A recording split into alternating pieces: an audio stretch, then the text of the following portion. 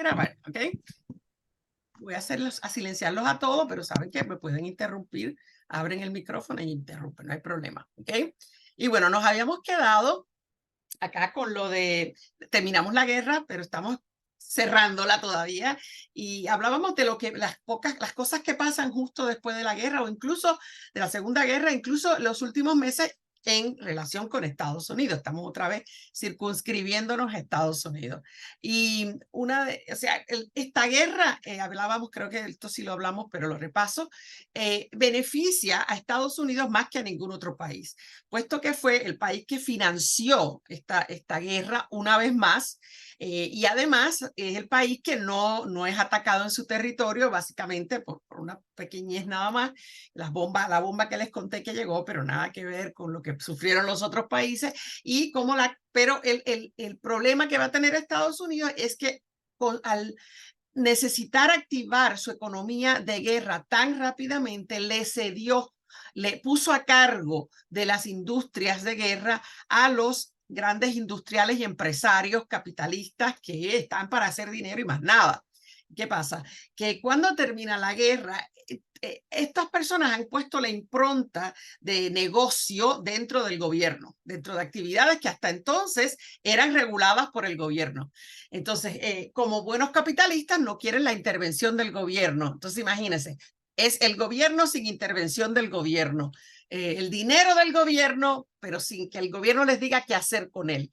Y por ahí se fue formando toda una manera de pensar alrededor de las industrias asociadas al Pentágono, que es el que está más asociado a las guerras. Y entonces eso lo va a tener que pagar a la larga.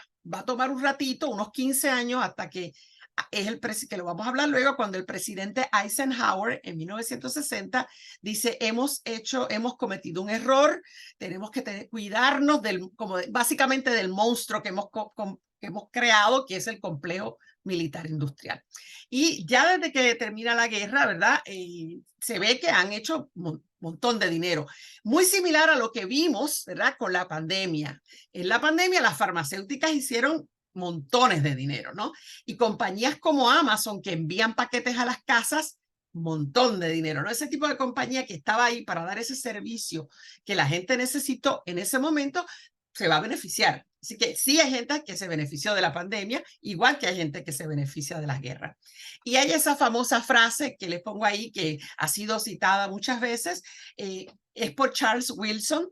Él era presidente de General Electric hasta que empezó la guerra, y ahí fue nombrado director de la Junta de Producción de Guerra. Y cuando termina la guerra, él dice que él recomienda que los Estados Unidos mantengan una economía de guerra permanente. Que eso da mucha interpretación. ¿Qué quiere decir guerra permanente? ¿Una guerra que no se acaba? No, es alguna guerra en algún lugar todo el tiempo, ¿no? Pero de primera, acabando una guerra, no va a empezar otra del saque, ¿no? Así que los primeros años, lo que ya se empieza a ver es lo que se va a llamar la Guerra Fría. Y de eso vamos a hablar hoy, ¿ok? De qué se consiste, pero ya mismo. Y bueno, para que vieran acá los números, para Estados Unidos, al terminar la guerra, Estados Unidos, que tiene menos del 6% de la población mundial, controla el 50% de la producción mundial, porque hay muchos países, los países europeos y Japón, que no están fuera, ¿verdad? No están en la competencia de la producción hasta que no se recuperen sus economías. Lo que ven acá arriba son los gastos. La parte de arriba de la gráfica de arriba son los gastos del gobierno federal de los Estados Unidos.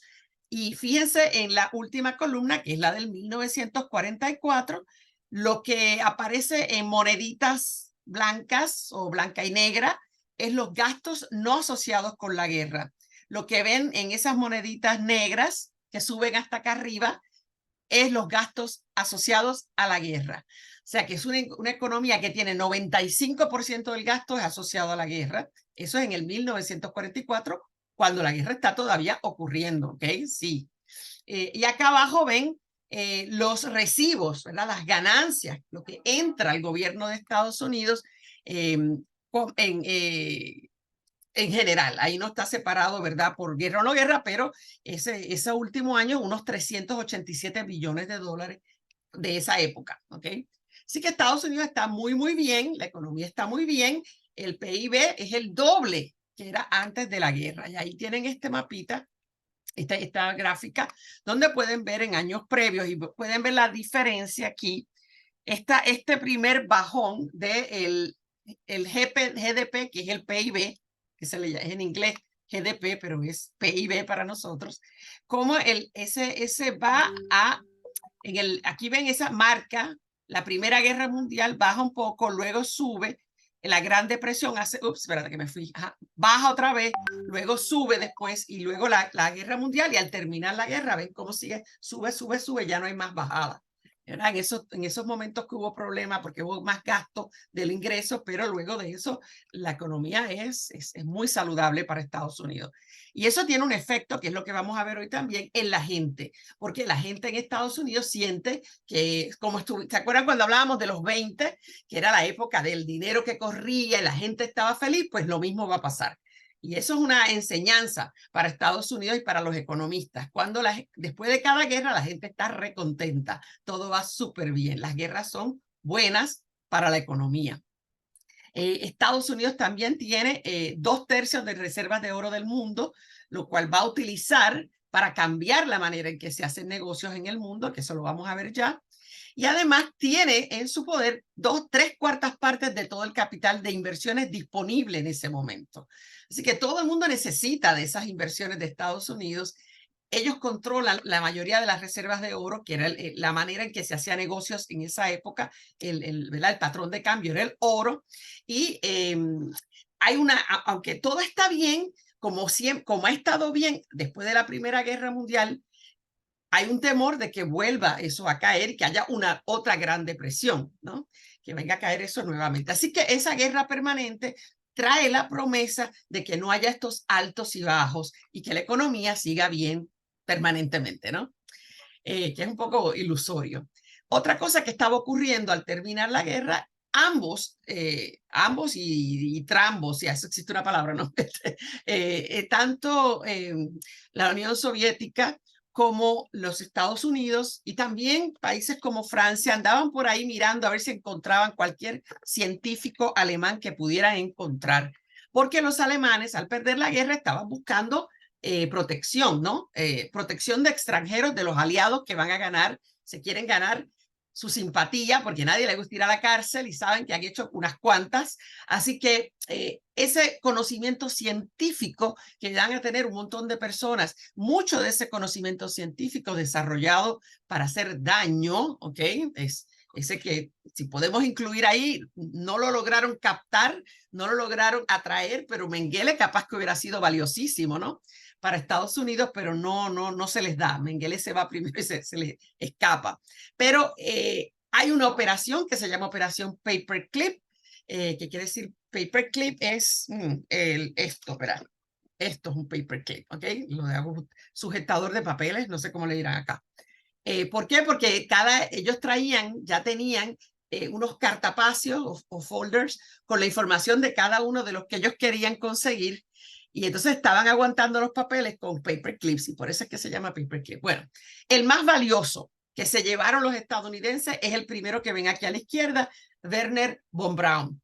Wernher von Braun había sido el que había desarrollado los B-1 y los B-2, los cohetes y misiles que los alemanes hicieron antes que nadie y lo captan para que se convierta nada menos que en el administrador de la NASA, poniendo un poco al lado el hecho de que él era SS, porque era super nazi, bueno, pero ya no están, ¿qué importa? Y se convierte en un ídolo en los Estados Unidos, o sea, bien grande, un ídolo muy, muy importante para muchas generaciones por lo de los viajes a la luna y todo eso en lo que él va a estar involucrado directamente. Los otros son otros tipos de científicos de todo tipo, ¿verdad? Y son unos Bill alemanes que logran y a los cuales los protegen de ser acusados de nada, les dan todos los papeles, ¿verdad? Rápido, les consiguen visas enseguida para ellos, para la familia, se los llevan todos, les ayudan a conseguir casas, a todo. O sea,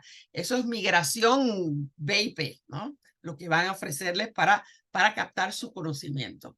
Este ahí lo tienen, este es Wernher von Braun, que hacía programas para Disney y todo eso sobre los cohetes en esa época, en que eso era lo que todo el mundo hablaba, ¿no? Ahí lo ven a von Braun. Esas personas, ya le puse aquí la mayoría de las cosas, no van a ser acusados de nada, le permiten entrar como refugiados. O sea, la misma categoría que unos sobrevivientes de algún campo de concentración, que entraban como refugiados también. Es un descaro total, ¿no? Esto. Y de hecho, a los judíos se les hizo mucho más difícil conseguir las visas como refugiados que a estas personas. Porque claro, a estos los andaban buscando desde antes que terminara la guerra. Entre 1.600 científicos fueron protegidos por años de cualquiera que lo tocara, tanto por la CIA, sobre todo la CIA, pero también una vez en Estados Unidos por el FBI. Este es uno de los libros, pero hay varios libros sobre estos temas, ¿verdad? Este se llama los nazis de la casa de al lado, se llama, ¿no? Ligia, Ajá, sí. En la imagen anterior Sí. decía que muchos de ellos eran de la Gestapo y de que habían Sí. participado en los campos de concentración. Sí, sí, sí. No eran sí. ninguno, no eran solo científicos. No eran inocentones, no. Von Braun era muy importante para los nazis también, o sea, ellos sabían lo que era este hombre, desarrolló ese tipo, o sea, misiles en esa época. Eso no existía, así que ese conocimiento todo el mundo lo estaba buscando. Los rusos consiguieron algunos científicos también, o sea, también andaban, y esto les estoy hablando ya desde el 44, tenían gente allí, según se movían las fuerzas de un lado o del otro, tratando de ir ubicando dónde estaban estas personas, porque sabían quiénes eran, porque ¿sabes? Eran científicos que habían publicado documentos sobre sus investigaciones y todo eso. Así que hubo científicos, los que vieron la película Oppenheimer, que salieron, se les hizo muy difícil salir a los que estaban en la oposición a los nazis, pero a los nazis cuando les convenga a Estados Unidos le van a abrir la puerta, ¿no? Se la abren completita. Sí, así que otra cosa interesante que, bueno, no sé si ustedes conocen de metadona, yo acá no he escuchado esa palabra, pero en Estados Unidos es muy conocida esa palabra.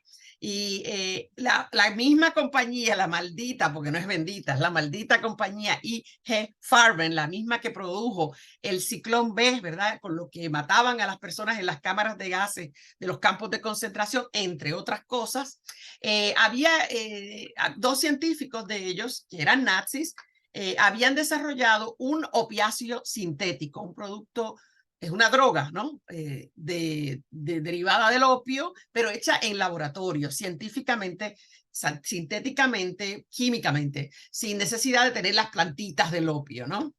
Directamente. Y eso se hizo porque durante la guerra o sea, desde antes había problemas porque después de la Primera Guerra, el Lejano Oriente se hizo menos accesible para Europa porque lo controlaron Francia e Inglaterra. Entonces, para tener acceso a opio, de otra manera, crearon ese opio sintético. Bueno, eso es una de las reparaciones con las que Alemania le paga por los daños, por todos los daños que le hizo a Estados Unidos y lo que le costó, se lo entrega la patente para producir la metadona y se convierte en el único productor Estados Unidos, la compañía específica Eli Lilly. Y ese producto que lo ven ahí es como un líquido rosadito, es lo que se usa hoy en día para tratar a los adictos a cualquier opiáceo, sobre todo la heroína. Se les da para sustituir la heroína porque es menos agresiva y menos adictiva que la heroína. Pero para mí es darle una droga por otra, pero bueno, supuestamente es mejor, no sé. Habíamos hablado antes sobre lo que descubre James Buck en una investigación de unos no más de 10 años atrás, en documentos que salieron a la luz pública sobre todo lo que se le hizo para castigar a los alemanes, a los civiles alemanes y a los prisioneros de guerra alemanes también. Y para redondear unas poquitas, solo para que vean lo que hizo Estados Unidos como parte de esos castigos posteriores a la guerra, porque esto es después de la guerra, pues una de las cosas es que había prisioneros de guerra, ¿verdad? Distintos países habían capturado como prisioneros a los enemigos y los mantenían para poderlos intercambiar. Tú tienes alemanes, yo te doy los alemanes que yo tengo, pero tú me das los estadounidenses, y así con Rusia, con los soviéticos, así con cada país se van negociando, intercambiando, pero mientras tanto, mientras esas negociaciones son fructíferas, hay que alimentarlos. Y mira lo que hacen los franceses, por supuesto, tienen más rencor, porque los franceses siempre han tenido un problema con los alemanes, es histórico, ¿no? De antes de la Primera Guerra. Y entonces lo que hacen es que a estos prisioneros de guerra al darle las raciones de alimentos, se las calculan a la mitad de la ración que le daban a los judíos y otros que no eran judíos que estaban en el campo de concentración de Bergen-Belsen, para castigar, ¿no? Para que pasen hambre. No había necesidad en ese momento. La paz ya no eran enemigos. No hay necesidad porque los alimentos están disponibles, pero era un castigo, ¿no? Estados Unidos no fue tan fuerte, pero también se une al castigo y le daba, en vez de darle raciones de 450 calorías por día, le daba 800, ¿no? Pero el problema no es que, o sea, sí está bien que les redujeran las calorías un poco, ¿verdad? Un poco, es comprensible, ¿no? Pero el problema es que la comida se tiraba, se dañaban los alimentos, se daba orden de que se destruyeran los alimentos antes que dárselos a esos prisioneros de guerra alemanes. O sea que ahí se ve, ¿verdad? Hay un intento de un castigo, ¿no? Es obvio. Y de hecho, en Alemania murieron más civiles después de la guerra, los primeros 5 años después de la guerra, que los soldados alemanes que murieron durante la guerra. Así de fuerte fue el castigo, ¿ok? Y acá les tengo algunos números. Ajá, estos son de los prisioneros. ¿De cuántos prisioneros estamos hablando? Bueno, es muy difícil porque Estados Unidos nunca ha revelado si tiene récord o evidencia de quiénes eran sus prisioneros que tenían. No dejó constancia. Se calculan en 6.1 millones de prisioneros que Estados Unidos capturó, ¿ok? De la Unión Soviética, 3.5 millones. La Unión Soviética sí presentó la evidencia de qué pasó con cada uno de ellos, a dónde fue a parar y cómo terminó cada uno de ellos. Gran Bretaña, 2.4 millones, también hubo récord, y Canadá y Francia tuvieron menos. La Unión Soviética sabemos que sí alimentó bien, no castigó a los prisioneros de guerra, lo cual es llamativo, ¿no? Porque si algún país sufrió mucho en esta guerra fue la Unión Soviética. Sin embargo, lo vieron con inteligencia y los utilizan para que trabajen para ellos, ¿no? Los utilizan, primero los hacen ir a unos campos de reeducación, ¿verdad? Para tratar de sacarle el capitalismo de la cabeza y ponerle un poquito de comunismo, pero en realidad lo que los usan es para reconstruir su propio país que necesitaba obreros y los van a usar. O sea, fueron más inteligentes que los alemanes que por no alimentar bien a los prisioneros, pues por la rabia que les tenían, no pudieron usarlos bien, ¿no? En el caso de Eisenhower, esto para mí es una cosa tremenda, que el 8 de mayo del 45, después de la rendición, da una orden y decreta que es un crimen con pena de muerte que un civil alemán alimente a cualquier prisionero de guerra alemán que estaban en ese momento, los tenían allí en Alemania, porque los estaban capturando según iban moviéndose hacia Alemania, ¿no? Los tenían en los campos que para eso, y no querían que los alemanes les tiraran pan, que le dieran nada, ¿no? Los castigarían con eso, porque el plan de Estados Unidos era la muerte por hambre, ¿no? Que se murieran y que se fastidien. Y así va a ser. Aquí están los números que aparecen en el libro, que esta es la versión en español, se llama Crimen y Perdón, que tiene de cuántos alemanes murieron por hambre o por frío en esos 5 años. De aquellos que habían ido a colonizar en el este, que tuvieron que regresar con el jabo entre las patas, de esos se cree que murieron entre 2 y 6 millones. Todo esto son aproximaciones. Prisioneros de guerra, mínimo, cuando dice mínimo, de esos hay evidencia. Los otros se estiman, ¿no?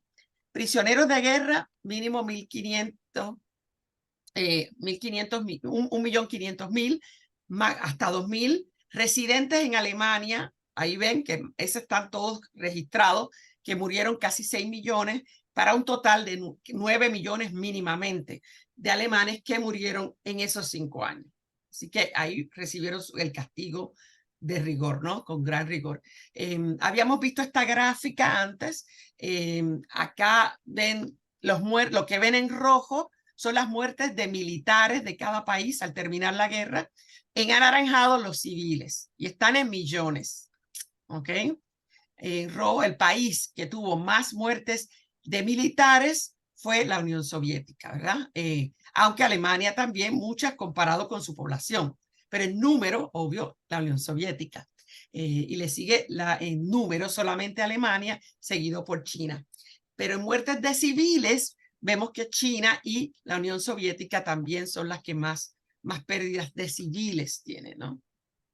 Así que bueno, porque ambos fueron invadidos, tiene sentido. Japón invadió China y Alemania invadió la Unión Soviética. Así que por ahí fue. Interesante, tengo esta frase, a ver si me adivinan quién dijo esto. Después de la guerra, unos años después de la guerra. Ninguna nación en la historia de las batallas sufrió más que la Unión Soviética en la Segunda Guerra Mundial.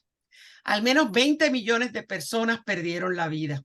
Incontables millones de hogares y familias fueron quemados o saqueados. Un tercio de la historia de la nación, incluidos 2/3 de su base industrial, se convirtieron en un desierto. Una pérdida equivalente a la destrucción de este país, todo este país al este de Chicago. La mitad de Estados Unidos, básicamente. Alguien se atreve a decir, le voy a dar un la. Fue un presidente de Estados Unidos que lo dijo después de la guerra. Eisenhower. Eisenhower no, pero pudo haber sido, pero no. Cerca, está cerca. Después de ser el que le siguió como presidente a Eisenhower. Truman. No, Truman es el primero. No. Truman es Kennedy. Kennedy, correcto. Kennedy. Kennedy lo reconoció. Pero eso se ha ido cambiando, ¿no? No se quiere reconocer mucho eso en los Estados Unidos. Vamos a ver un poquito de Japón, porque vamos ya mismo a la Guerra Fría, pero quería mostrarles cómo terminan cuadrando todo en Japón. Japón es ocupado después de la rendición. Ahí ven a las dos figuras de autoridad que quedarán en Japón. A la izquierda, Douglas MacArthur, el general Douglas MacArthur, que será el comandante supremo de todas las Fuerzas Armadas de Estados Unidos en Japón, y el emperador, ahí están viendo al emperador Hirohito. Hirohito, ¿se acuerdan que la razón por la que los japoneses que estaban locos por rendirse no se acababan de rendir era porque no les daban garantías de que Hirohito podría permanecer como emperador? Bueno, pues al final lo dejaron de emperador. Tanta cosa, tanto nadar para morir en la orilla. ¿Por qué? Porque se dieron cuenta Douglas MacArthur, que era un tipo que conoce a los asiáticos, porque él se crió en Filipinas. Su papá era, creo que era diplomático o militar en Filipinas, y él conocía mejor la cultura. Y él se da cuenta que si les quitan a Hirohito, no van a poder controlar este país específicamente, que va a haber rebeliones, que va a haber, o sea, esto no va a funcionar, la ocupación no va a funcionar sin Hirohito. Y como Hirohito estaba dispuesto a aceptar, ¿verdad?, compartir autoridad hasta cierto nivel y por un tiempo definido, así se hizo. Así que este periodo es un periodo de solo 7 años, donde hay 2 fuentes de autoridad directamente. Entonces, ahí se convierte de ser el emperador, siempre sigue siendo el emperador, pero para Estados Unidos lo llama el monarca constitucional mayormente ceremonial. ¿Qué quiere decir eso? Bueno, depende. Si eres americano, si eres estadounidense, piensas que es una figura decorativa, como los estadounidenses piensan del rey Carlos, ¿no?, de Inglaterra. Se creen que es decorativo. No, no es decorativo, tiene poderes. Pero en Estados Unidos está todo el mundo convencido de que esos reyes en realidad no son reyes nada. Bueno, pues así para Estados Unidos va a ser eso, pero para los japoneses este es el emperador y seguirá siendo el emperador, ¿ok? Entonces, le hacen otros cambios, le imponen, por ejemplo, el modelo de educación que seguía Japón era el modelo alemán. Era cómo organizaban las escuelas y cómo se organizaban las clases. Le daban muchos cursos de genética, porque era muy importante probar que uno es mejor que los demás, todo eso. Todo eso lo van a eliminar, ¿verdad? Van a hacer un modelo más compatible con los modelos estadounidenses, y le imponen, porque es una imposición a Japón, una nueva constitución. Japón tenía constitución, antes tenía parlamento que le llamaban la dieta, pero ahora le imponen uno nuevo. Y en esa constitución le impiden a Japón, que está hasta el día de hoy, pero eso va a cambiar ya formalmente, que solamente podía tener ejército para autodefensa. Las fuerzas que tenía eran solo para autodefensa, limitada la cantidad para que no pueda atacar a otros países otra vez, ¿verdad? Eso, como les digo, eso con el primer ministro Shinzo Abe, que fue el de hace unos 2 años atrás, que lo mataron después, él ya tenía el plan para cambiar esa constitución, porque esa constitución de paz ya no servía para los tiempos de ahora, usando, ¿verdad?, como lógica que China estaba haciendo ejercicios militares, que Norcorea, todo eso. Entonces, ahí han estado trabajando con eso, todavía no está todo completo, pero eso ya viene formalmente. Y el plan es más que eso. El plan es no solo que los japoneses puedan prepararse para pelear en otras tierras, sino para que tengan sus propias bombas atómicas, ¿ok? Y para que entren a la OTAN. Así que eso se está cocinando ahora mismo. Este es el presidente, este es el emperador, ¿verdad? Cuando él se viste oficialmente, esa es la manera en que se viste el emperador. Y él firma un documento con Estados Unidos que se llama el Ningen Sengen. ¿Qué es ese documento? Que lo firma en enero del 46, ¿verdad? Unos meses después que termina la guerra.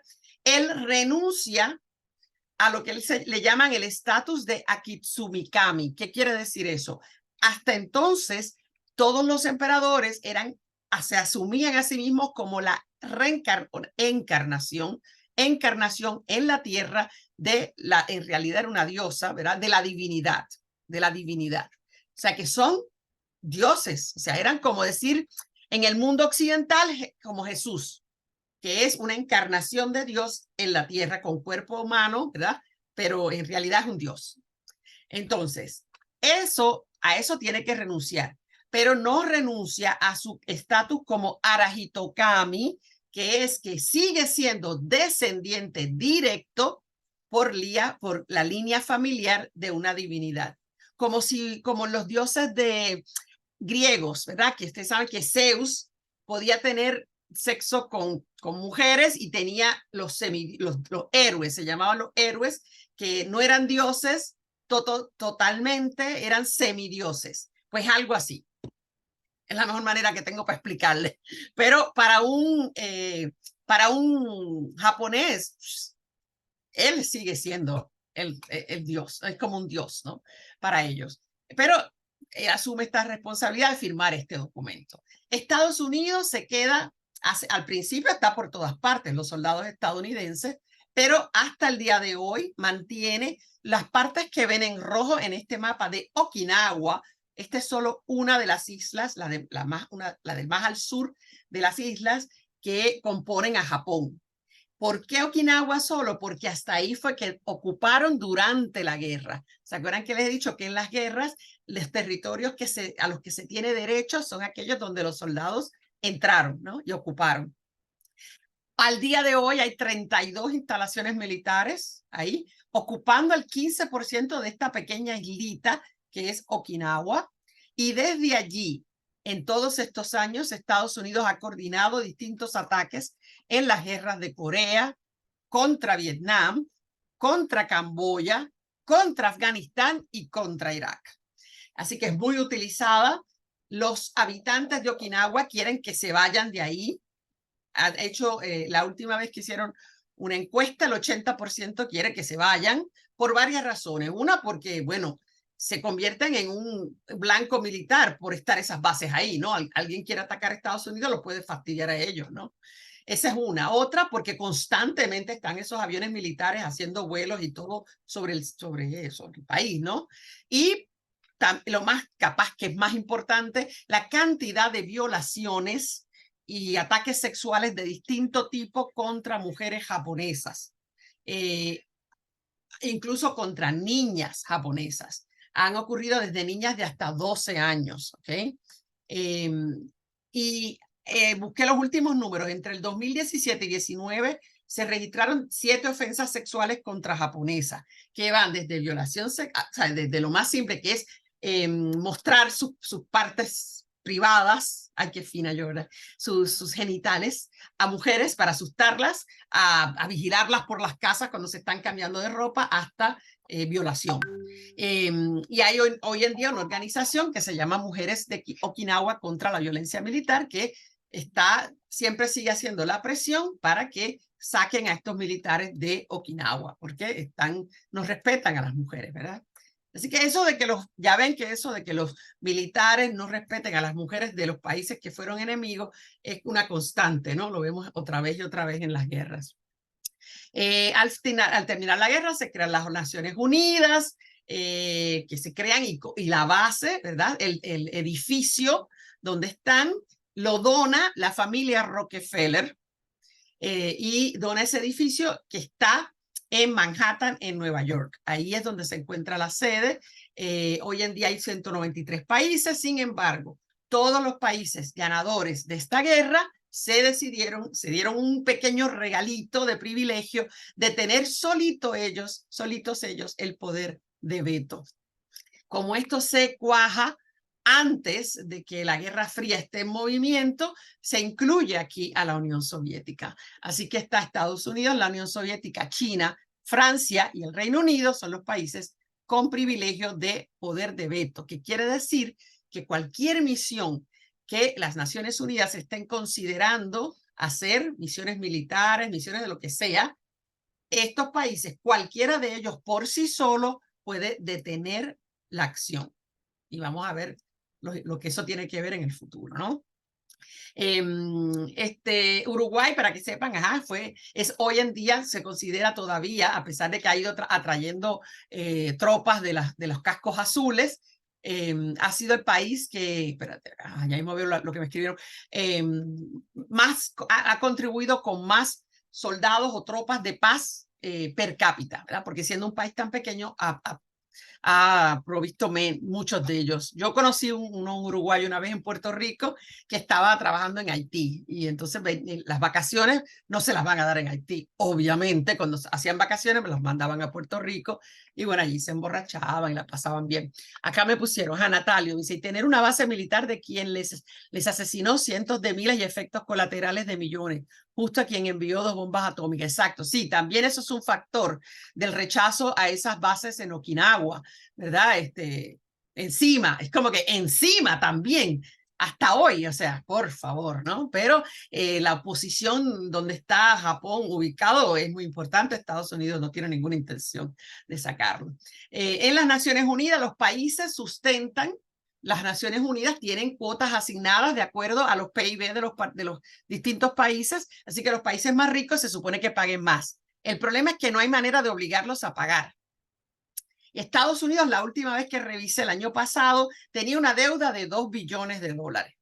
Y Estados Unidos siempre hace eso, se atrasa y cuando quiere que la ONU apruebe algo, le dice, te voy a pagar tanto de lo que te debo, te voy a dar un abonito. Y le da el abono, obtiene lo que quiere y se vuelve otra vez a no pagar. De hecho, el presidente Trump dijo, en su presidencia dijo, no le vamos a pagar nada le vamos a pagar. O sea, él estaba en contra de pagar nada en las Naciones Unidas. Así que Estados Unidos está en deuda. Uruguay no, hasta la última vez que revisé no está en deuda. Así que tranquilos con eso. Les decía que Estados Unidos, al ser la economía dominante, porque es la que sacó más provecho de la guerra, aprovecha esto y antes de que termine, casi un año antes de que termine la guerra, se asegura de cambiar las reglas del juego para el comercio, el mundo económico a nivel mundial, porque estaba en posición de poder. Y reúne en una conferencia que se celebró en el estado de Nueva Hampshire para decidir cómo se va a hacer negocio en la posguerra, ¿verdad? Empezar a hablar de la posguerra. El asesor es el economista John Maynard Keynes, el que había ayudado al presidente Roosevelt a controlar y mantener la población con esperanza y la economía más o menos recuperándose después de la Gran Depresión. Como les decía, Estados Unidos en este momento controla 2/3 partes de las reservas de oro extraídas hasta entonces, ¿verdad? Quiere decir que no haya más oro. Y como puede hacerlo, decide y esto es en la reunión y todo el mundo se lo permite porque nadie tiene el mollero económico para pelear eso, ¿no? Se elimina en esa reunión el patrón de oro como base para intercambio y el valor que se le asignaba a las monedas era basado en el oro que los países tuvieran y lo cambia al dólar estadounidense. Y ahí estamos todavía. Está cambiando, es otra cosa que está cambiando. Hay otras monedas que están entrando, como el renminbi, creo que es que se llama, y bueno, en ciertas partes del mundo se están usando otras monedas también, como el rublo, hay una moneda ahora que tienen los hindúes, que India tiene una nueva moneda, criptomoneda, pero equivalente a la otra, al rupee, y bueno, por ahí eso está cambiando, pero en este momento es cuando se da ese cambio en que no es el oro, es el dólar. Y para comprar petróleo, todo el mundo va a tener que pagar en dólares, como está pasando todavía, ¿no? Y eso es arbitrario. Estados Unidos básicamente impone en la reunión que cada dólar represente 1/32 de onza de oro. O sea que una onza de oro es $32. Y con esa base se empieza a calcular y a cambiar ese sistema de calcularlo en oro a calcularlo en dólares, ¿okay? Aunque tengan el oro, pero el valor del oro se le asigna en dólares, ¿okay? Se crean también dos organizaciones, el Fondo Monetario Internacional y el Banco Mundial, con la intención de ayudar a los países en desarrollo, tanto porque se afectaron en las guerras, como le pasó a China, ¿verdad? O porque son países que todavía están en el proceso de desarrollo, en donde quiera que estén, para que se le dieran préstamos y que hubiera inversión en esos países, ¿no? Que los gobiernos puedan obtener préstamos e invertir en la infraestructura, en lo que haga falta en los países. ¿Qué pasa? El tema es que a la larga se ha convertido en una gran trampa, como cualquier banco, ¿no? Uno va al banco, te prestan el dinero, pero después cuando te vienen a cobrar no hay misericordia que valga, ¿no? Y bueno, hay un poco de trampa en el sentido de que una vez que un país no logra pagar lo que se supone que pague, entonces la que sea, el Fondo Monetario Internacional o el Banco Mundial, adquiere entonces autoridad para imponer condiciones de recortes en las economías, de qué es lo que ellos quieren que ese país haga para que pueda volver a pagarles, porque siempre lo más importante es que paguen el préstamo, ¿no? Entonces es capitalismo, es brutal, ¿no? Ajá. Un detalle. Sí, dale. Que para que el fondo, por lo menos lo que pasaba acá en Uruguay, para que el Fondo Monetario Internacional te pagara, tenías que aceptar lo que llamaban, te prestara, tenías que aceptar las cartas de intención. Y en esas cartas de intención establecía cómo el país tenía que manejar su economía. Y por ejemplo, en una de las cartas de intención, allá por los 60, estableció que durante todo un año no se podían subir los sueldos. Establecía congelación de salarios y de precios. Y eso fue generando un derrumbe en la economía, inflación, etcétera, etcétera. Pero no te prestaban así como así. Se establecían condiciones muy severas. Y nos endeudamos a tal manera. Miren ahora Argentina, que recibió el préstamo más grande que ha dado el Fondo Monetario Internacional en toda su existencia, se lo dio a Argentina hace unos años y mire lo que está pasando, ¿no? No hay manera, no es pagable. Le hicieron, es como si el banco le prestara a uno más de lo que uno razonablemente con lo que uno se gana puede pagar. Eso es criminal, para mí eso es criminal porque sabe que no lo puede pagar y está aprovechando que el otro necesita. Y bueno, pero eso soy yo que me pongo medio moralista. Anyway, la cosa es que la Unión Soviética estuvo en esa reunión, envió un representante porque fueron invitados, pero no les gustó, entendieron que esto era todo para Wall Street, para beneficiar a Wall Street, y bueno, sí, definitivamente que ha beneficiado a Wall Street, y bueno, Estados Unidos aprovechó esa situación de poder en la que estaba, y sí, arrimó la sartén la brasa a su sartén, ¿no? Y bueno, sí. Dime. Una cosa, ¿te acordás que habíamos hablado de que había un bono de guerra que los soldados compraban? Que le terminaron devolviendo al 0,80%. Sí, exacto. Con llantos y lamentos de lo que habíamos gastado en la guerra. ¿Sí? no tiene nada que ver con lo que acabas de mostrar en la placa anterior, ¿En qué sentido? De que del poder de Estados Unidos, tú dices. del poder económico de Estados Unidos. Bueno, tenía y le pudo haber pagado esos bonos con ganancias, pero no le dio la gana. No le dio, Por eso pero es pudo. terrible. Sí, sí, sí. Porque Podía. justamente, como Ujú. empezaste con los porcentajes, me acordé de Sí, aquel famoso bono guerra sí, que sí. obligaron a comprar a soldados, a familias de soldados, y a la Ujú. vuelta les devolvieron. Es Sí. criminal. Bueno, ¿se acuerdan cuando en la Primera Guerra los bonos que habían comprado y no se los querían pagar y la gente estaba sufriendo? Los veteranos, ¿se acuerdan que fueron a protestar y los recibieron a disparos y les destruyeron donde estaban protestando? Que hablamos eso del ejército del bono, se llamaba. Sí, Estados Unidos es muy cruel con sus propios soldados. Mucho bla, bla, bla del día, el día de la recordación y queremos mucho a nuestros soldados y todo eso, pero a la hora de la verdad los fastidian, porque esos bonos, muchos de esos bonos fueron comprados por soldados. O sea, no solo dieron la vida, sino que además dieron dinero. Y también no sé cómo les da una palabra que no sea la fea. No voy a decirla. Ok, los fastidiaron. Vale, los fastidiaron. Y bueno, el fondo, conocen que los distintos países que son miembros, según sus capacidades, pueden aportar para las donaciones, pero también hay cuotas de acuerdo a lo que los países tienen. Claro, los países más poderosos, el poder de voto depende de cuántas cuotas pagas, de cuánto pagas en cuotas. Por tanto, hay unos países que controlan. Y ahí están Estados Unidos, ahí les puse los que están en Japón, Alemania, Francia, Reino Unido, y más recientemente China, Rusia y Arabia Saudita. Pero eso ha cambiado porque ustedes ya saben que está el BRICS y eso ya es mucho más de ahora, pero estos países, estos mismos, China, Rusia y la Arabia Saudita están en el BRICS. Y ahora Francia estaba coqueteando como que quería entrar en el BRICS y bueno, qué sé yo, lo van a invitar a una reunión la próxima y suena, este señor, en mi país le llamamos a gente así como Macron, le decimos que es el muñeco de los 7 fondillos, que como quiera que lo tiras, cae sentadito. Él quiere estar bien con todo el mundo y yo creo que va a caer mal con todo el mundo, pero eso soy yo. Terminando este tema con los nazis, fíjense qué interesante. Por la razón que sea, tiene mucho que ver con oportunismo, que Rusia presentó una propuesta en diciembre del 2021, precisamente para en la Asamblea General de la ONU, presentó esta propuesta para una resolución que dice que es contra la glorificación del nazismo, el neonazismo y otras prácticas que promuevan el racismo, la xenofobia y la intolerancia. Y ahí ven en el mapa cómo fueron los votos, ¿no? La introdujeron en diciembre, se votó en 2022 y ahí ven los votos cómo fueron. Se abstuvieron 15 países, ahí ven en el mapa cómo fueron las votaciones.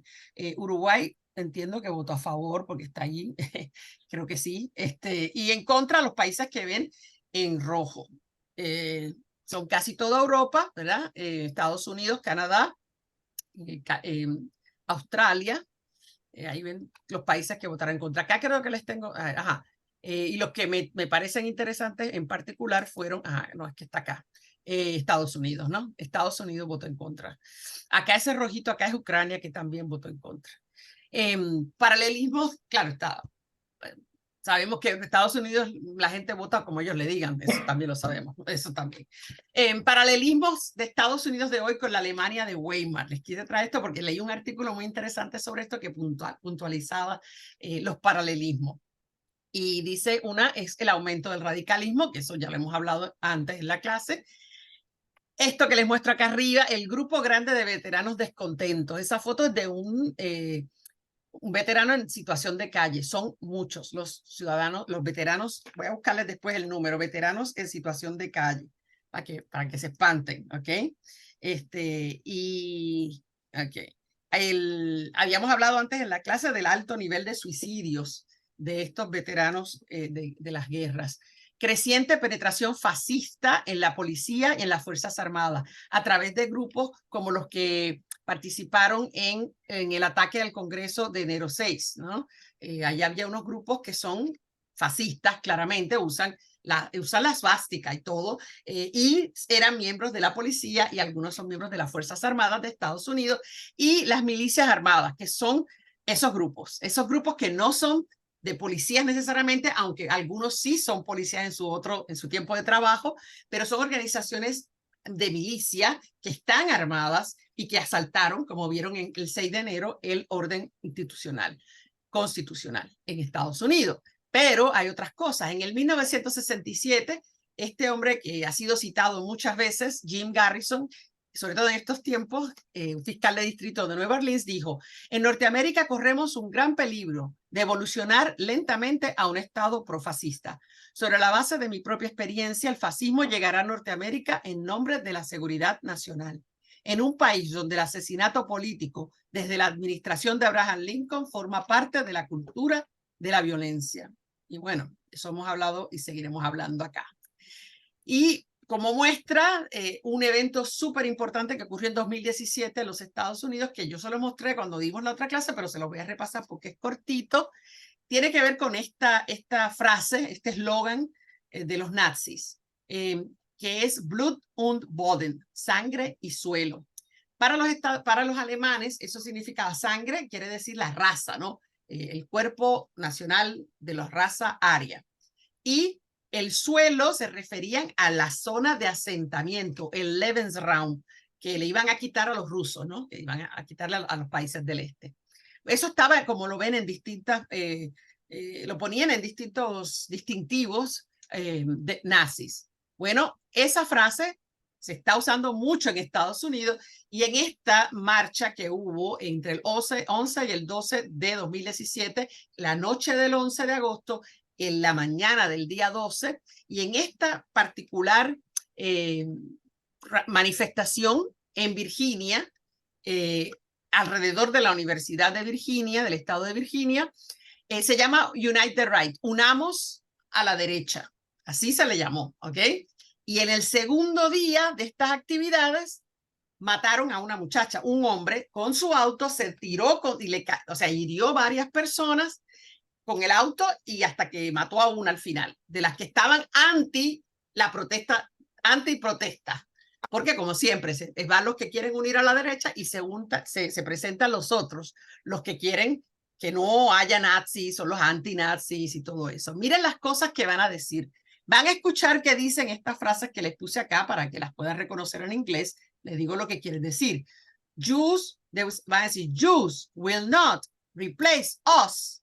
Los judíos no nos reemplazarán. Dicen blood and soil, que es ese que les digo, es sangre y suelo. White life matters, las vidas blancas importan. Eso en respuesta al Black Lives Matters, las vidas de los negros importan. Y en un momento dado, al final, van a ir a uno que grita Heil Trump, como si fuera Heil Hitler. Y espero que funcione porque ahí sí, viene. Y van a ver las antorchas.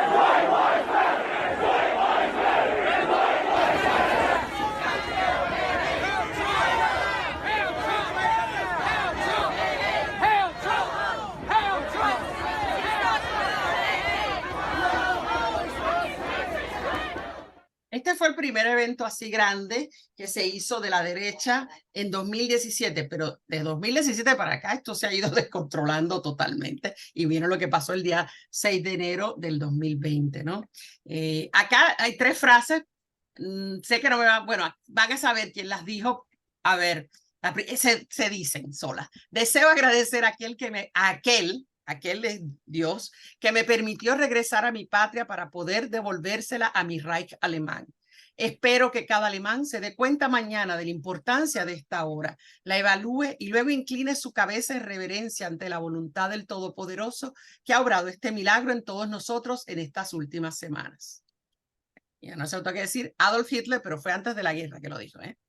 ¿Qué necesitaba Italia? Un vengador. Era necesario cauterizar las heridas virulentas y eliminar los males que amenazaban con volverse crónicos. Mussolini es mucho antes de las guerras en su biografía. Y escribió, y ya deben saber quién es, en 2016 dijo, no escribió, dijo, en 2016 declaré, yo soy su voz. Hoy, mirando a las elecciones 2024, hoy añado, soy su guerrero, soy su justicia, y para aquellos que han sido agraviados y traicionados, soy su venganza. Vamos a completar la misión, vamos a llevar esta batalla hasta la victoria final. Vamos a hacer que América vuelva a ser grande. Ya saben, obvio, sí. Eso fue Trump, lo dijo este marzo de 2023 en la conferencia del CIPA, que son ultraderecha. Entonces, eso dejamos ahí Estados Unidos. Les quería dar un tintín porque ahora la Guerra Fría va a permear todo lo que vamos a hablar después, ¿ok? Así que vamos a hablar un poquitín de la Guerra Fría. Y es interesante cosas que he ido descubriendo. Por ejemplo, justito después de la guerra, ¿verdad? Recuerden que la rendición de Japón es el 15 de agosto, la formal, cuando sí firman el documento, aunque ya habían dicho paren con las bombas desde agosto, pero en septiembre es que se hace oficial. Justo después de eso, no, el 15 de agosto, perdón, es que se firma, y en septiembre, Henry Stimson, que era el secretario de guerra, ¿ok? Propone en esa carta que ustedes ven ahí, es una carta que él le envió al presidente Truman y le dice, nosotros lo que debemos hacer ahora es hacer amistad con la Unión Soviética antes de que desarrollen su bomba atómica. Y así, si hacemos amistad, podemos destruir las que hicimos. Y así nos olvidamos de esto. No va a haber armas nucleares. Imagínense un secretario de guerra tan tontón en Estados Unidos, no tiene los días contados, ¿no? Así que cuando él propone esto, fíjense lo que escribe el presidente Truman en el documento, que le pone ahí file. Atomic bomb, lo que dice ahí, bomba atómica, file. Harry S. es HST, Harry S. Truman. File quiere decir póngalo en el archivo. Es como que no voy a hacer nada, no me interesa, chao. El gabinete de guerra se divide entre los que estaban de acuerdo con el secretario y otros que no, y él le hacen su presión y se retira. Claro, tenía 78 años, la verdad es que debía retirarse de todas maneras y disfrutar un poco de la vida y no de ese estrés. Pero bueno, la cosa es que ahí es que decide justamente retirarse y nombran al secretario de la Marina como que va a ser, no es temporalmente, va a quedar como secretario y él es el que va a cambiar las cosas. ¿Y qué es lo que dice él? No, amistad nada con la Unión Soviética. Somos enemigos y tenemos que hacer que ellos no tengan la bomba atómica. Así es como vamos a lograr que haya paz en el mundo. Entonces ya se va viendo, ya para el año siguiente es claro que hay una división. Y Winston Churchill es el que le pone nombre a eso. Y en un discurso que dio en Ohio, en Estados Unidos, en el 46, dijo, una cortina de hierro ha descendido a través del continente. Detrás de esa línea se encuentran todas las capitales de los antiguos estados de la Europa Central y del Este, ¿no? Para allá. Varsovia, Berlín, Praga, Viena, Budapest, Belgrado, Bucarest y Sofía. Todas estas famosas ciudades y sus poblaciones que las rodean se encuentran en lo que debo llamar la esfera soviética y todas están sujetas de una forma u otra, no solo a influencia soviética, sino a una muy alta y creciente medida de controles de Moscú. Claro, las otras estaban exactamente las mismas bajo la esfera estadounidense, bajo la influencia estadounidense y con crecientes medidas de control desde Washington, ¿no? Pero esa parte no la dijo. Y esa es la idea de que se crea esa visión que aquí ven como los caricaturistas recogen, de que Europa se ha dividido por una cortina de hierro que no permite posibilidades de comunicación siquiera, ¿no? Y entonces, de ahí, a partir de ese momento, muchos historiadores consideran ya se declara, ya hay una división aquí, pero otros creen que fue más tarde, la fecha no la ponen clara todos los historiadores. Interesante que Churchill, que dijo eso, también dijo, Stalin nunca rompió su palabra conmigo. Nos pusimos de acuerdo sobre los Balcanes. Le dije que podía tener a Rumania y Bulgaria, ¿sabes? Como se los reparten, como ¿verdad? Tú agarras esto, como si estuvieras en una mesa y tú te agarras la pizza, yo me como no sé qué, así. Y le dije que podía tener a Rumania y Bulgaria. Y él dijo que podíamos tener a Grecia. Firmó un papel y nunca faltó a su palabra. Así salvamos a Grecia. sea, se los repartían así como para repartirse cartas, ¿no? Pero él confiaba en la palabra de Stalin. El presidente, más allá, el presidente Dwight D. Eisenhower, antes de ser presidente, cuando todavía era militar, tenía un gran respeto a la Unión Soviética, porque como militar que peleó del lado aliado, él tenía ese inmenso respeto por los sacrificios que hizo la Unión Soviética, ¿no? Entonces, cuando termina la guerra, él se hace, ya desde antes, por otras comunicaciones indirectas, se había hecho amigo del mariscal Georgy Zhukov, que era su equivalente en el lado ruso, ¿no? Era el equivalente a Eisenhower acá, era Zhukov, que era el que estaba a cargo de todas las estrategias y todo.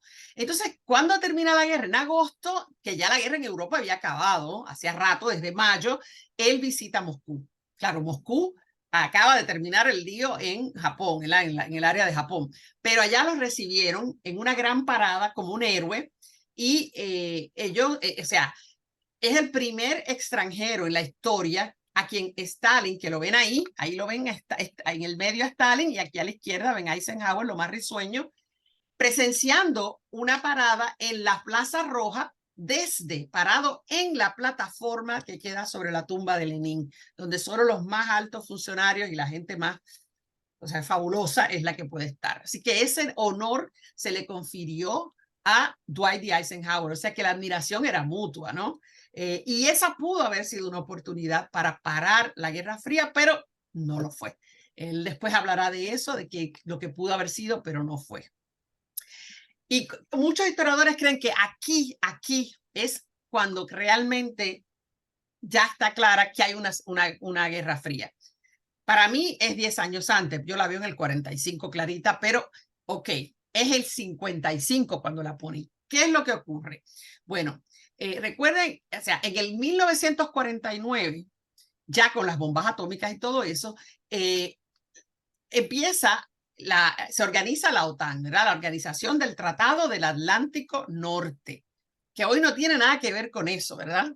Atlántico Norte, y está ahí hasta Turquía. ¿Qué rayos tiene que ver Turquía con el Atlántico? ¿No? Pero bueno, así se llamó al principio y era una manera de neutralizar la posibilidad de algún otro ataque, ¿verdad? Todos estos países europeos que habían del occidental, la parte occidental de Europa, que habían sido atacados y habían sido ocupados durante la guerra, tienen unas preocupaciones. Y Estados Unidos le dice, no se preocupen, vamos a organizar esta manera de mantenernos más seguros, todos juntos en una misma organización, todos para uno y uno para todos. Si alguien ataca a uno, todos lo protegemos, va. Y así va comenzando poco a poco a formarse y a incrementar la cantidad de países que van entrando a la OTAN. La Alemania, el primer año no le permiten unirse como castigo, ¿verdad? Pero después entra y comienza a participar de todas las decisiones y todo eso, aunque ellos en realidad no tienen un gran ejército. Pero ¿qué pasa? Cuando los rusos ven todo esto, todavía están preocupados, ¿viste? Están preocupados, pero esperan. Y cuando los rusos desarrollan su propia bomba atómica, ahí es que entonces se sienten cómodos de decir, ok, ustedes tienen su club, pues nosotros vamos a hacer nuestro club, que se llama el Pacto de Varsovia y que es en 1955. Muchos historiadores confundidos, diría yo, han dicho, eso fue para aumentar el número de los países comunistas. Nunca lo fue. De hecho, no lo hicieron. Nunca se aumentó el número. Los que eran y se acabó. Era la intención real de la Unión Soviética era crear un cinturón de seguridad alrededor de la Unión Soviética, porque habiendo sido atacados después en la primera, bueno, primero por Napoleón, después siendo invadido otra vez en la Primera Guerra y otra vez en la Segunda Guerra, no quieren que haya ningún enemigo cerca de su frontera, ¿ok? Así que eso es una especie de cinturón de seguridad que se pone. Hasta este año que pasó, esa orden que tenía Alemania de que no podía, que había aceptado Alemania para poder beneficiarse de los préstamos de Estados Unidos, de que no iba a tener un ejército que pudiera atacar otros países, ya eso cambió. Eso cambió este año y ya anunció Alemania que va a dedicar el 2% de su presupuesto a lo militar, ¿no? Así que vamos a ver cuánto dura eso. Aquí lo ven en el mapa. Lo que ven todo en gris, porque es que se van uniendo poco a poco. Los primeros países que eran de la OTAN son los que ven en gris, los que se van uniendo después, un poquito después, son los que ven en verde claro y luego los que ven en verde oscuro.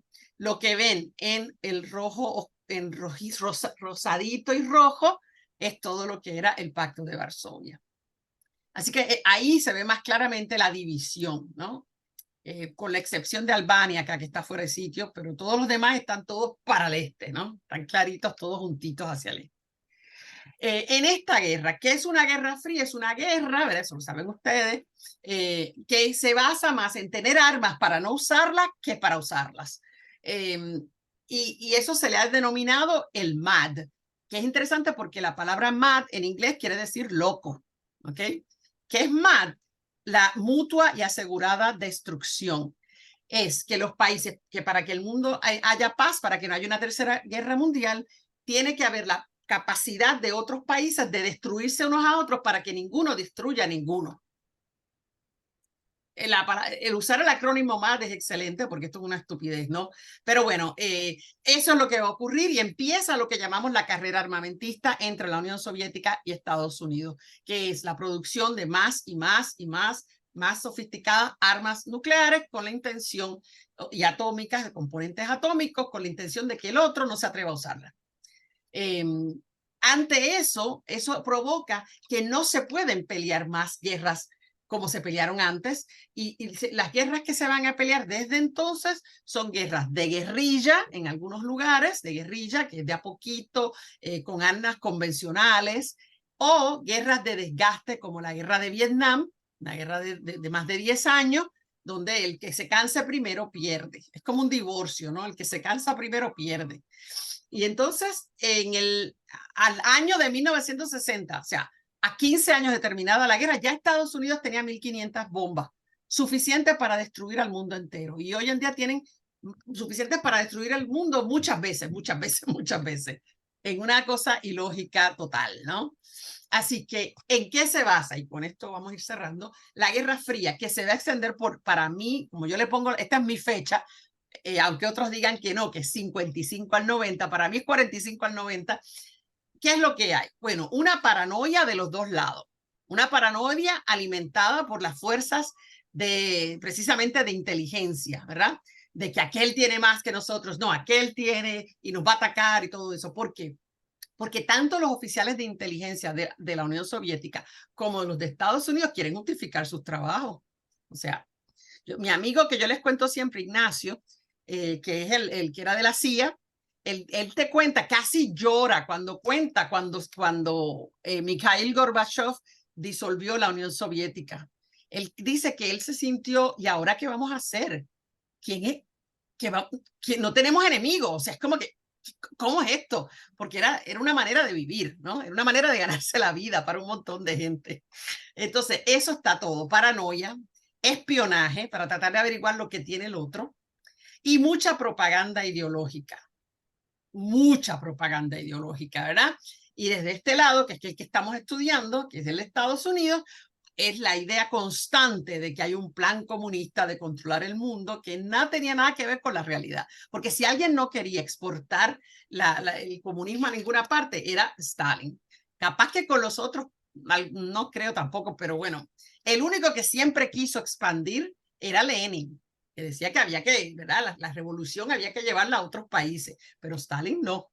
Stalin tenía la mente más cerradita. ¿Y qué va a generar esto? ¿Cómo se enfrentan los dos países? Ah, bueno, va a haber crisis diplomáticas en que han estado cerquita, ¿no? Como vamos a hablar luego de la crisis de los misiles. Va a haber conflictos, pero nunca uno contra el otro directamente. Nunca la Unión Soviética contra Estados Unidos porque no pueden. Entonces, ¿qué se hace? Entonces se van a lo que se llamaban las zonas calientes del mundo y cada uno escoge un bando y los pone a pelear como si fueran gallos de pelea, ¿verdad? Y yo no peleo en realidad, ni tú peleas, pero yo le doy a este para que pelee contra los tuyos y y así. En ese sentido, los más hábiles fueron los rusos hasta el 1979, que cometieron la gran estupidez de mandar soldados a Afganistán y lo pagaron, ¿verdad? Estados Unidos hizo la estupidez, sobre todo en Vietnam, ¿no? Pero los rusos no aprendieron mucho de lo que vieron que pasó en Vietnam y hicieron la misma porquería. Y luego, ambos lados, siempre evitando atacarse directamente, porque eso destruiría el mundo. Entonces, eso no está en las cartas, ¿no? Mientras tanto, las personas viven en constante miedo e histeria por la propaganda ideológica, que es lo que vamos a ir viendo en la clase que viene, cómo eso se vivió en los Estados Unidos, cómo esa histeria y ese miedo eran reales, muy reales.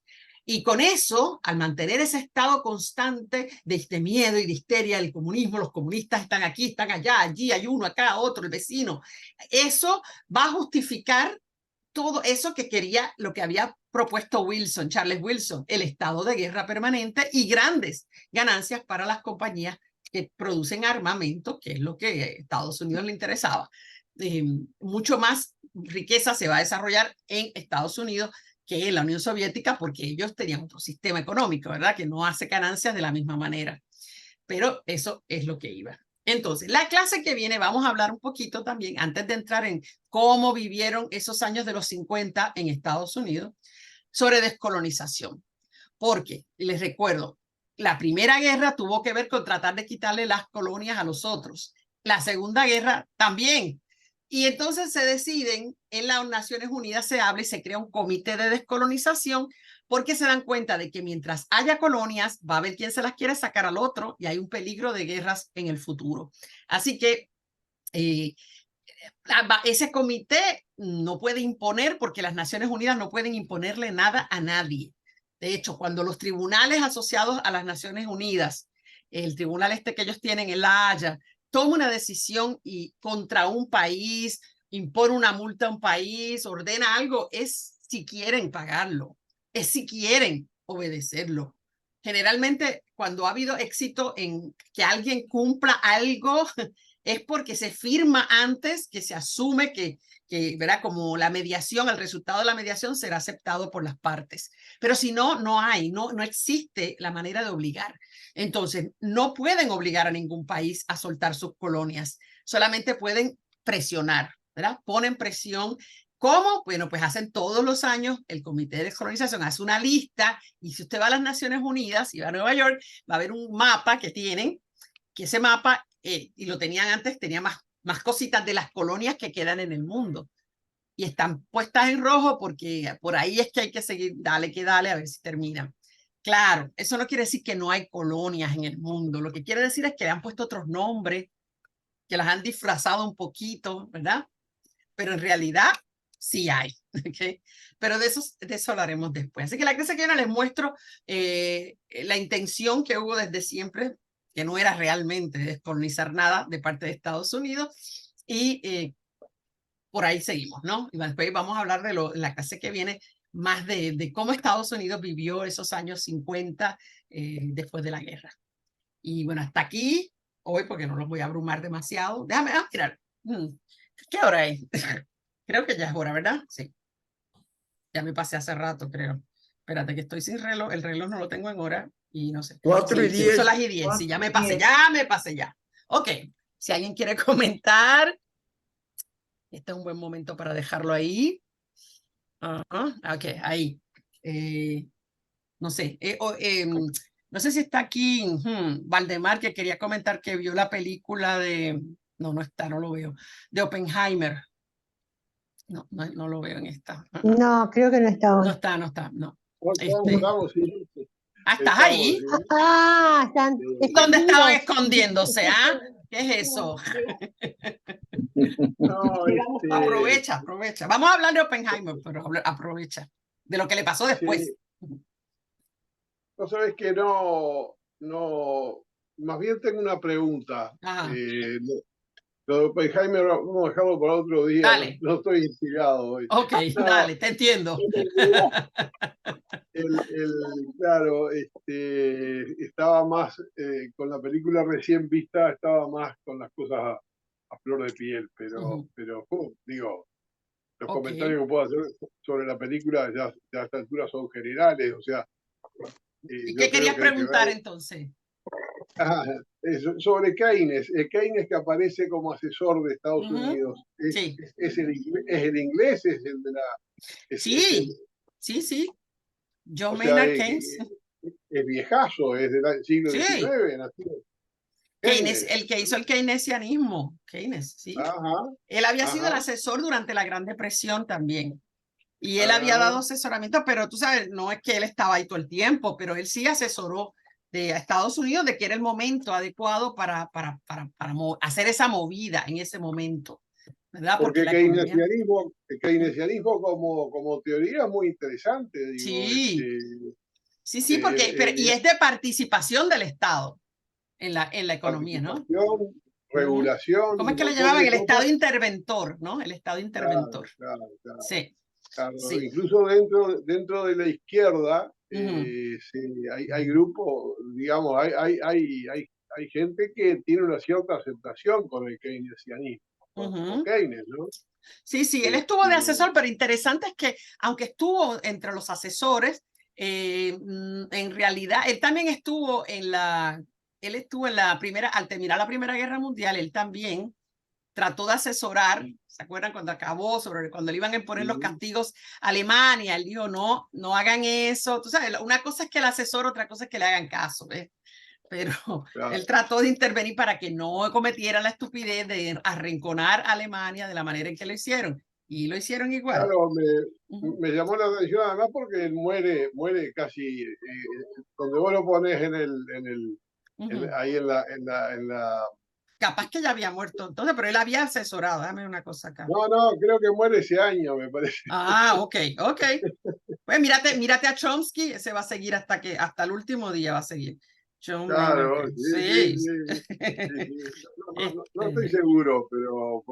Deja ver, él murió, estoy mirando aquí, murió en el 46, en abril del 46, un poquito más. Sí, esto fue en el 44, Bretton Woods fue en el 44, le quedaba gasolina todavía. Pero bueno, sobre la película, capaz que me gustaría que algún otro compañero que tuviera inspiración, si le llega a tener, que haga algún comentario. Yo creo que es valioso. Graciela había dicho a ti, tú dijiste, Graciela, que te gustó mucho, ¿no? Me dijiste. Sí, estás ahí con micrófono cerrado. No te oigo, Graciela, estás hablando y no te oímos. Ahí. No, es que estaba sacando el micrófono. Sí, ya hace un tiempito que la vi, pero sí, me gustó porque, bueno, primero que yo no conocía la parte de la vida privada, digamos, las implicancias privadas de este hombre, y bueno, siempre está bueno meterse en esas cosas más pequeñas y más cotidianas. Pero sobre todo lo que más me tocó, digamos, es la dificultad ética que enfrentó. Y bueno, ¿para qué lado la resolvió? No sé qué hubiera hecho yo en su lugar. Sí, se No lo dio sé. difícil. Sí, creo que es súper difícil. Lo que más rescato de la película es eso, la relación también con el otro Einstein. científico, con Einstein. Sí. Y bueno, después todas las tramoyas y demás que hubo en el medio, claro. Pero sobre todo el dilema ético con el que se enfrentan. Parece que está bien trabajado. Sí. La fotografía es muy buena, la fotografía de la película además muy buena. Tú sabes que estaba leyendo que el actor que hizo a Oppenheimer perdió un montón de peso porque él quería, y eso no queda claro en la película, pero él quería demostrar que Oppenheimer no comía, casi no comía, porque siempre estaba trabajando, era un tipo así demasiado pensador y qué sé yo, y que apenas comía. Leí eso y yo dije, caramba, eso no, como que si él quiso transmitir eso, yo no lo percibí, esa parte de que los ojos los tenía muy... yo he visto las fotos de él y es cierto, es muy delgado, el cuellito, se le ven los huesitos, así, el verdadero Oppenheimer, pero no sé. Bueno, el comentario de la compañera es bien interesante. Sí. Digo. Yo otra cosa que es más bien una síntesis entre tus clases y la película es el papel que juegan los fundamentalismos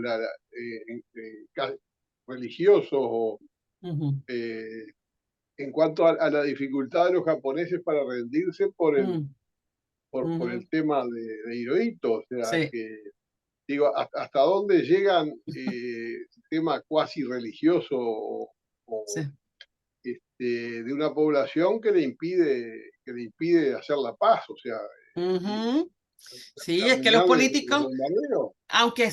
aunque no sean creyentes, tienen que tomar en cuenta esas cosas porque es que hay un montón de personas que toman sus decisiones basadas en eso. Y Claro, digo porque es un concepto extensible a otras religiones y a otros sí, cualquier fanatismos, ¿no? religión puede tener un efecto muy grande dependiendo del carisma de los líderes muchas veces. A veces tan solo eso, pero sí. Claro, en el caso de Japón, la religión de Japón es el shintoísmo, que es la creencia en el emperador como la representación del dios. Imagínate. Eso te iba a preguntar, o sea, ¿qué grado de aceptación tiene en la población japonesa? O sea, tiene que tener un altísimo grado, Sí. Sí, al muy día de alto, hoy.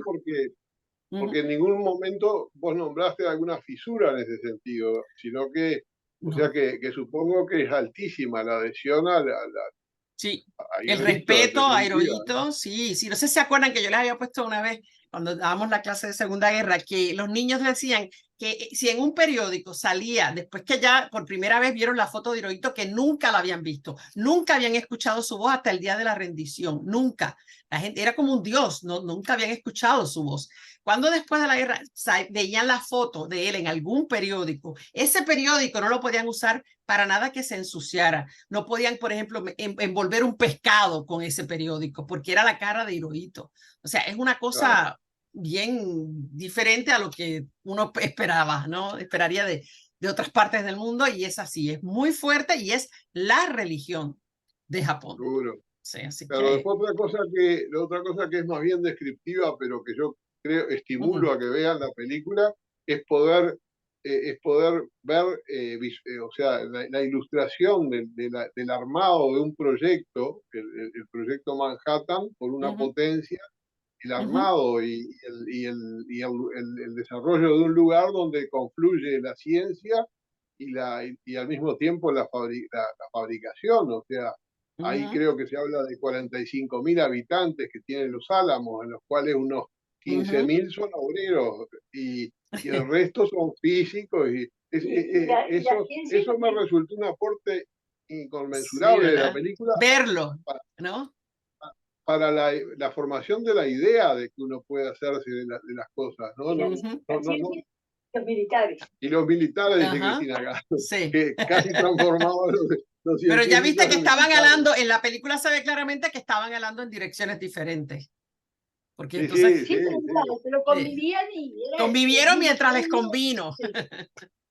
Sí, pero después cuando no lo necesitaban más, chao, le dieron a él. Pero los científicos al servicio de la guerra, ¿no? Sí, de hecho, al día de hoy, el tipo, ustedes saben lo que, aquí debe haber algo parecido como lo del CONICET en Argentina, ¿no? Que es donde se hacen las investigaciones, el dinero que hay para investigaciones y cosas de esas. La mayor parte de ese dinero en Estados Unidos es para la NIH, que es la de salud, y para la de la defensa. El dinero, si tú quieres que te den dinero para investigación, trata de conectarlo con defensa o con salud, porque si no va a ser difícil que te den dinero. Y es siempre desde esa guerra se dieron cuenta de que había que invertir, ¿no? Había que invertir en esos científicos para que les dieran soluciones a los problemas militares.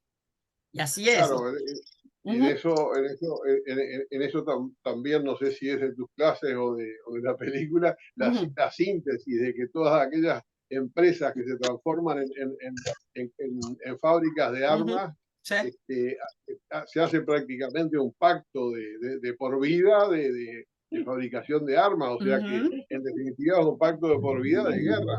Y sí. Entonces, ahora mismo en Estados Unidos, con el tiempo, lo que se va desarrollando es no solo la industria de la guerra, sino la nueva industria de la reconstrucción después de la guerra. Y ahí tienes compañías como la Halliburton que se dedican a eso. Después que destruyen el país, ellos vienen y entonces ellos invierten en arreglar, en reconstruir el país, hacer más dinero más todavía a raíz de eso, lo que le llaman el capitalismo del desastre, ¿no? Que le llama Naomi Klein le llama así, el capitalismo del desastre. Dejan que el desastre ocurra para después poder ganar dinero resolviendo el desastre. Es los tiempos que vivimos, ¿no? Me alegró mucho que sea tan vista la película, porque creo que es un material imperdible Sí. reconocer lo que es el Estados Unidos hoy día es una parte importante. Hoy leí Y- algo que espero que sea mentira, ¿eh? Ojalá sea mentira porque lo leí de pasada. Que dice que como la gente relajaba y hacía chistes de que Barbieheimer, porque salieron Barbie y Oppenheimer el mismo día, que van a hacer una película de una Barbie, de que Barbie hace unas bombas nucleares y no sé qué. Bueno, Lo leí al vuelo y yo dije, no, no. Y sobre eso les quería comentar algo. No sé si se han fijado en las películas que están saliendo, pero son pura estupidez. Por eso es que Oppenheimer es valiosa también, porque es como que algo en el No hay nada. como decía Mónica, que Mónica nos habló del superhéroe. ¿Cuál era, Mónica, el que tú no pudiste aguantar 15 minutos? Shazam era Shazam, no sé. Tú nos hablaste de un superhéroe, nos lanzaste un reto de quién aguantaba más de 15 minutos viéndola. No. Se ve, sí, era alguien. Uno de esos que mejor ni acordarnos, ¿verdad? Sí, ya se me fue de tarado que era ya. Pero es de estos de Marvel. Ajá. Un nuevo superhéroe.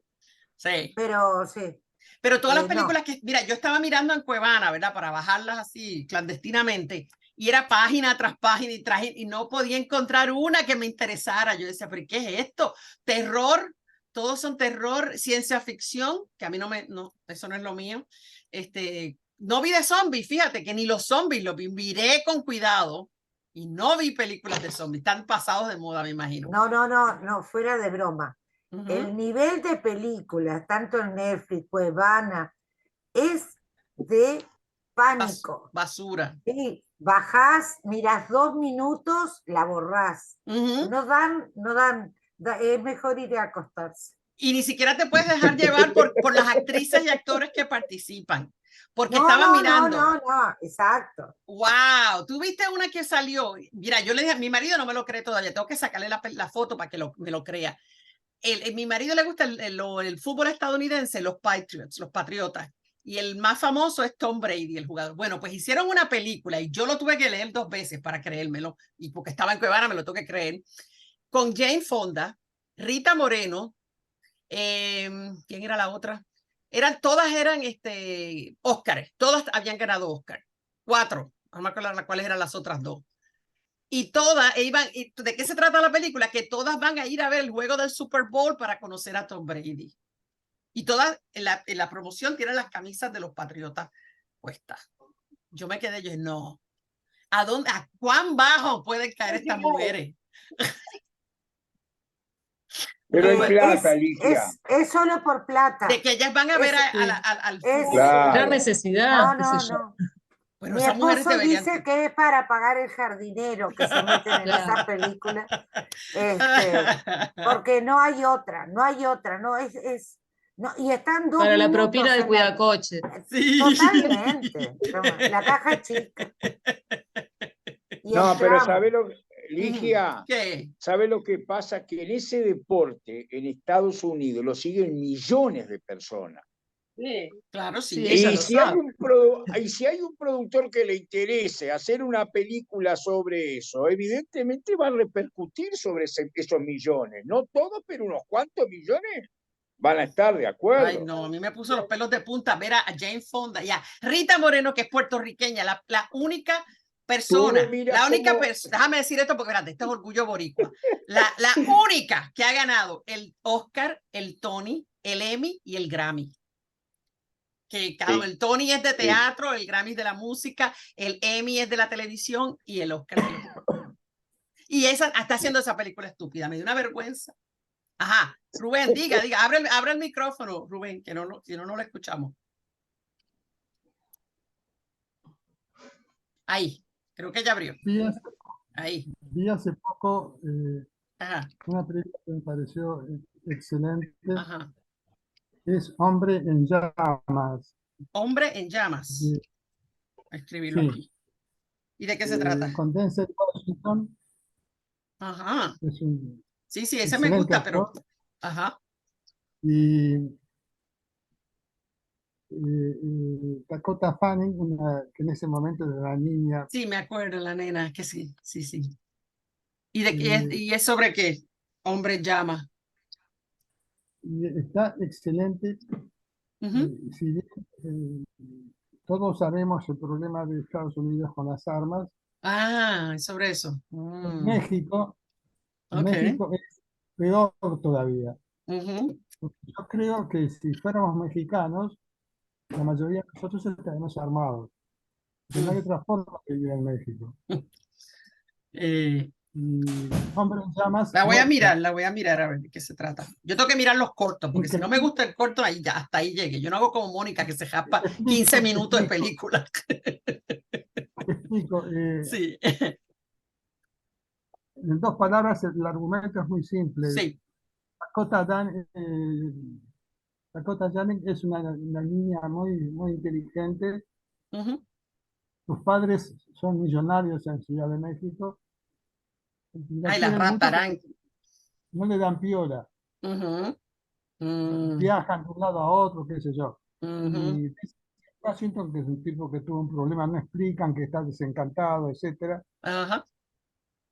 Lo contratan como guardaespaldas de la niña. Mm, En los viajes a la escuela, ida y vuelta, a las clases de piano, ida y vuelta, ajá. se fue una amistad increíble Ok. entre ellos. Es una película linda, no es una película violenta. No, pero es fuerte, es muy fuerte. Ah, Quiero advertir, oh, ok. fuerte. Y ese Washington viene de un gran problema Ujú. personal, incluso intenta matarse. Ok. Y la bala falló. Ujú. Disparó, pero la bala falló. Y sacó la bala y la guardó. Lo digo para Ujú. al final es No, pero importante. no nos cuentes los detalles porque entonces no tenemos suspenso con la película. Hasta ahí nos dejaste con el suspenso. Mira, encontré aquí quiénes eran las otras dos mujeres de la... Se llama 80 El for padre, Brady, la película. Mírenlas ahí. Es Lily Tomlin, esa yo creo que no ha ganado Oscar, pero la otra sí, que es la que se ganó, esta que está al final. Miren a ver si la ven ahí. Sally Field se llama. Ahí las ven todas ah, vestidas con las camisetas estúpidamente. Qué vergüenza. Qué mal. lo que es importante, que Sí. describe de una forma brutal la corrupción policial en México. Ok. Llega a niveles inimaginables. Ujú. Y Ok. yo, cuando estaba viendo la película, pensé, ¿qué haría México con esto? ¿Cómo no protesta? ¿O qué Ujú. puede decir?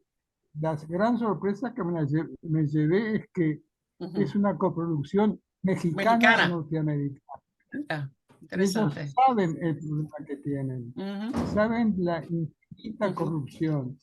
Ok. Incluso los corruptos, la policía corrupta tiene una hermandad que se llama la hermandad, Ujú. que protege a nosotros. Bueno, la recomiendo mucho, Ok. pero vuelvo a subrayar, Ujú. es muy fuerte, Fuerte. Ok. Ok. excelente, pero es muy fuerte. ¿Está en Netflix? ¿La viste en Netflix o no? Está en... Sí, Ah, Netflix. Ok. sí. Dale. Ok. Bueno, ahí se han dicho adiós un montón de Pues, gente, ya se me están yendo mucha gente, así que capto el mensaje, nos vamos yendo, nos vemos la semana que viene, seguimos por Un abrazo ahí, grande, ya está, profe. ¿ok? Bueno, que pasen Chao, muy Bueno, que bien. estén chao. Gracias. bien. Buen fin de Buena semana. semana. Sí, igual, Gracias, que lo pasen igualmente. lindo, chao. Chao.